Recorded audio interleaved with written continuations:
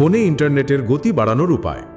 আপনার স্মার্টফোনে ধীর ইন্টারনেট সংযোগ একটি বড় অসুবিধার কারণ হতে পারে, বিশেষত কেউ যখন ভিডিও স্ট্রিম, সামাজিক মাধ্যমে ব্রাউজিং অথবা চলার পথে কাজ করতে গিয়ে এই সমস্যা বিরক্তির কারণ হতে পারে।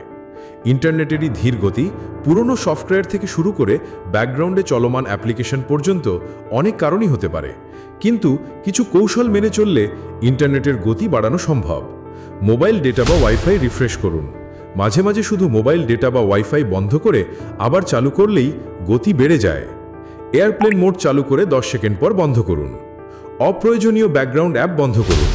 অনেক অ্যাপ ব্যাকগ্রাউন্ডে ইন্টারনেট ব্যবহার করে, যা গতিকে কমিয়ে দেয়।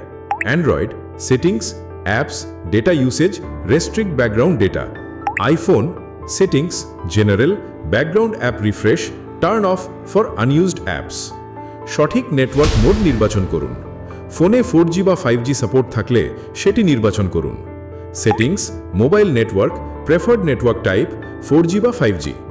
ব্রাউজার ও অ্যাপ ক্যাচ ক্লিয়ার করুন। অনেক সময় পুরনো ক্যাচ বা ডেটা ইন্টারনেট স্লো করে দেয়। Settings, storage, catch data clear বা ক্লিন মাস্টার বা ফাইলস বাই গুগল অ্যাপ ব্যবহার করুন। ডিএনএস পরিবর্তন করুন। ক্লাউডফ্লেয়ার ডিএনএস বা গুগল ডিএনএস 8.8.8 ব্যবহার করলে গতি বাড়তে পারে।